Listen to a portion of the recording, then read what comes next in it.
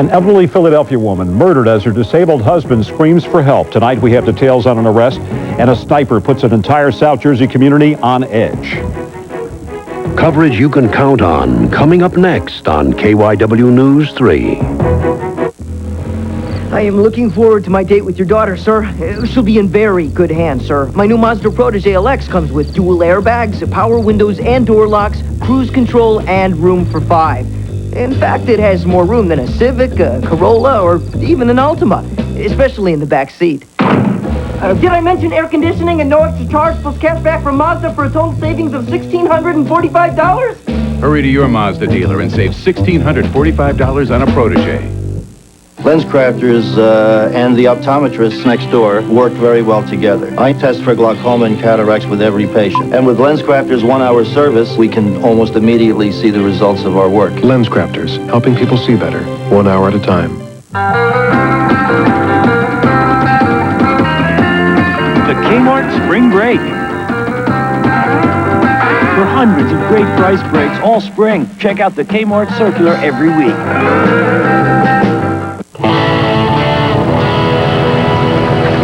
Well, what have we here? Gentlemen, that gum's not going to wind up in the coin return, is it? Nope. Good. Who can tell me the proper procedure for making a collect call? Dial 1-800-COLLECT. Good. The word's out on the street. Bone Patrol. Academy Award winner Quentin Tarantino, director of Reservoir Dogs and Pulp Fiction, comes to NBC Thursday as director of ER. One of the things I like is mood swings. Like, set you up for this one thing and get you nice and comfortable here, then all of a sudden, boom. Can I talk to you for a minute? Mom, not in here. I kind of describe him as Barney on speed. Oh, you're the guy on the gurney, right? You're like that. Grab the ID. I'm a storyteller. Oh, it's a blast. Yeah. An all-new ER, directed by Quentin Tarantino on NBC Thursday. Jesse Jackson and the music of the Gypsy Kings coming up on The Tonight Show with Jay Leno. Local news is next. Up next tonight, he's a major league manager accused of beating his wife. Then why are they back together? What you just saw was a movie, but what if it was real? Pat Shiraki has a special report. And find out why this dog will think twice before chasing another cat. Next. Forget the negative hype. We found out what's really going on with Kevin Costner's Mega $1 Million Water World. And how far will bikini babes go for a roll on Baywatch? We're hitting the sand to find out on Entertainment Tonight. Tomorrow night at 7 on KYW3. They're the hot new studs on the hit show Friends, and now Hard Copy knows all their sexy little secrets. Plus, a Canadian Playboy model claims she was sexually harassed by U.S. border guards on Hard Copy. Tomorrow at 7:30.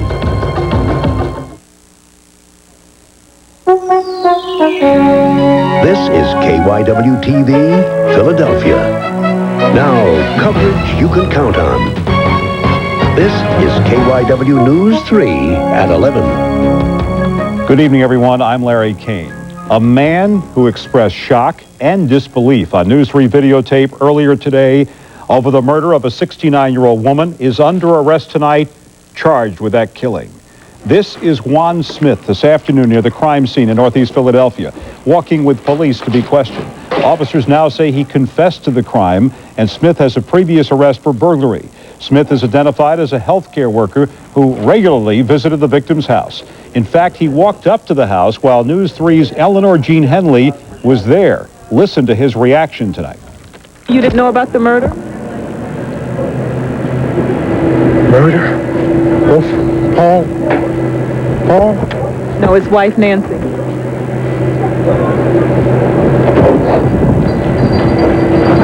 When did it happen? Last night, I understand.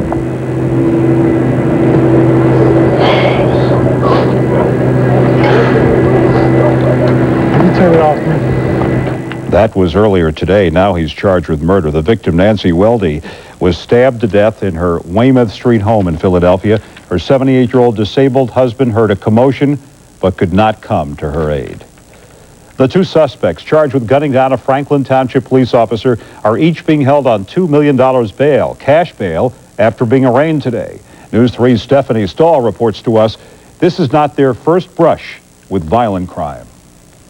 Robert Mudman Simon was wheeled into court. He was shot in the leg when he was arrested Saturday night, along with Charles Shovel Staples. They're both charged with killing Franklin Township Police Officer Lee Gonzalez during a routine traffic stop. Police say Staples is a one-time leader of the Warlocks motorcycle gang. Simon is also reportedly a longtime member. Officials say the notorious gang is making a comeback. They're still into what they did before. That's selling drugs or into methamphetamines and things like that.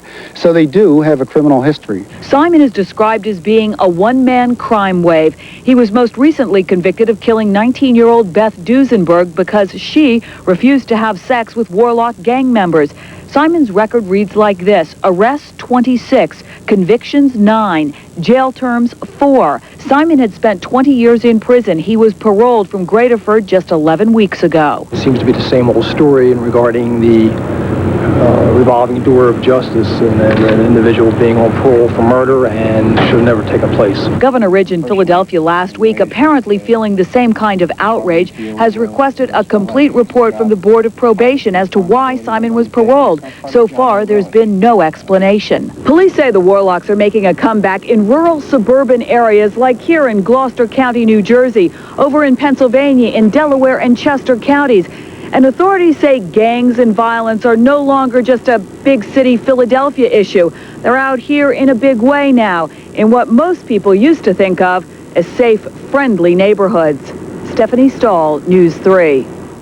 Services for the murdered officer will be held later this week. The viewing for Sergeant Gonzalez will be held Wednesday evening at 6 at the Ronas Funeral Home in Vineland. Funeral services are Thursday morning at 9:30 at the Sacred Heart Church, also in Vineland. Once again, a deadly combination: teenagers, speed, and danger. A teenage night out has turned into a fatal car chase in Camden County. The car carrying 3 teenagers smashed into another car and flipped over on the White Horse Pike in Clementon. Investigators say Berlin Borough Police had been chasing the car but broke it off when the car continued at a high rate of speed. The driver lost control and crashed. 16-year-old Max Kelly of Clementon was pronounced dead. The other 2 teenagers are still hospitalized, and they are still in critical condition.